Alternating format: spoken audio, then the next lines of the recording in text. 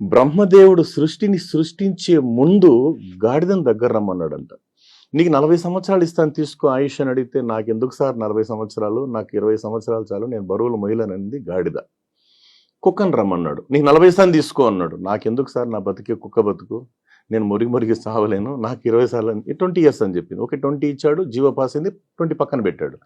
Next గుడ్లగూబని రమ్మన్నాడు, నీకు 40 ఇస్తాను తీసుకోన్నాడు. ఎందుకు సార్, నాకు నా బతికే గోబ బతుకు, ఆవులు గుడ్లగూబ సార్, నాకు 20 సార్లు అని చెప్పింది. 20 జీవో పాస్ అయింది, 20 పక్కన పెట్టాడు. మనిషిని రమ్మన్నాడు, నీకతేమో చెప్పున్నాడు. నువ్వు చెప్పు, నీకు తెలియదా ఎంతే వాళ్ళని చెప్పండి సార్ మీరే. 40 ఇస్తాను తీసుకో. అవసరం లేదు సార్, నాకు 100 ఇయర్స్ కావాలని ఎంజాయ్ చేయాలి, వద్దయ్యా 40 ఏళ్ళు హ్యాపీ బతికి తెచ్చుకుంటే వినలేదు సార్ మనోడు.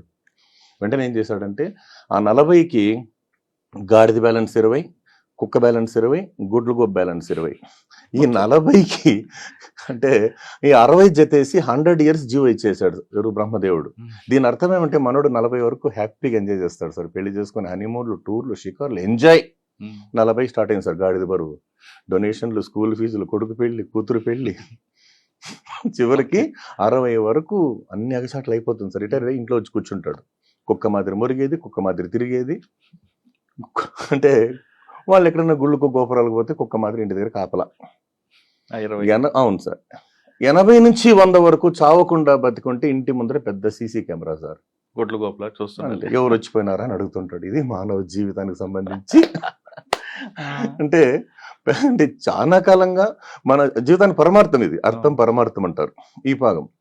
నేను ఈ మధ్య కాలంలో మనకు మా గురువు గారు డాక్టర్ సి నారాయణ స్వామి గారు, అదేవిధంగా కాకినాడకు చెందినటువంటి పుత్తూరి సీతారామరాజు గారు సార్, ఆయన కెనడా దేశంలో కెనడా డే కథల పోటీల్లో రైతన్న గురించి చెప్పి ఆ ఆలోచింపజేసే విధంగాను, కన్నీరు తెప్పించే విధంగాను, ప్రోత్సహించే విధంగాను ఉన్నటువంటి ఒక అద్భుతమైన కవిత మీ ముందు అంటే వినిపించిపోతున్నాను సార్. ఆయన సీతారామరాజు గారు రచించారు దీన్ని.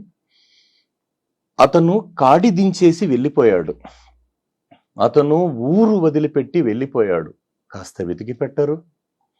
ఏ రైల్వే స్టేషన్ ముందో, ఏ బస్టాండ్ జనం మధ్యనో రాలిపడ్డ ఆకులా మాసిపోయి ఉంటాడు. వర్షం కురవడానికి సిద్ధంగా ఉన్న మూగ మేఘంలా గుప్పెడు బువ్వ కోసం. ఆ అడుగులే మొన్నటిదాకా మట్టి చాళ్లపై మొక్కలు మొలిపించాయి. ఆ చేతులు ఆకలి పేగులకు అన్నం గింజలు తోలాయి. ఆ చెమట చుక్కల భుజాలే ప్రపంచానికి పంటను ఎగుమతి చేశాయి. మళ్ళీ మనం అతన్ని వెతికి పట్టుకోకపోతే భూమి నుదుట మొలకబొట్టు మొలవదు, మనిషి జాడ మిగలదు. బతుకు పొలాల్లో ఆకలి పూలు పూయించే అతన్ని మళ్ళీ వెతకండి. బ్రతుకు పైరు ఎండక ముందే మెతుకు గింజలు కోయడానికి కొడవలు అందిద్దాం. అందుకే మీరంతా బతుకు రద్దీ కాస్త ఆపి హలం పట్టి పొలం దున్నే ఆ రాజు ఇప్పుడు ఎక్కడ ఉన్నాడో వెతకండి. మళ్ళీ అతన్ని ఆకుపచ్చని పొలాల్లో దిగపెట్టి వద్దాం. ఆకలి పేగులను అనాథలు చేయొద్దని బతిమాలుకుందాం. ఇది రైతన్న గొప్పతనం సార్. అదే కదా సార్, రైతే రాజు. అంతే సార్, రైతే మన నారాయణ స్వామి సార్ చెప్తారు సార్, రైతే మన కోసం ఉన్న వెన్నుపూస, మనకై కరిగే వెన్నపూస. రైతే మన ప్రాణదాత, రైతే మన అన్నదాత. రైతన్నకు లేదు కులం, రెక్కల కష్టమే అతని అభిమతం. రైతు చెయ్యకపోతే సేద్యం, దైవానికి సైతం ఉండదు నైవేద్యం. మీరు ఎక్కువ ప్రాస తీసుకుంటారు కదా. ప్రాస అనేది ఉంటే మైండ్లోకి ఈజీ కనెక్ట్ అవుతుంది సార్. అందులో ఇప్పుడు ఎంత స్వీట్ అండ్ షార్ట్గా చెప్తేనే అర్థం చేసుకోగలరు సార్. ప్రాంగింగ్ అంటే వాళ్ళకి అర్థం కాదు కదా సార్.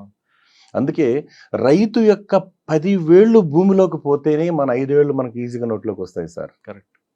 అందుకే మనం రైతన్నని, మన ప్రాణదాత అయినటువంటి, మన అన్నదాత అయినటువంటి రైతన్నకు మనం చేదోడు బాదోడుగా ఉంటే మనం 10 కాలాల పాటు చల్లగా ఉంటాం సార్.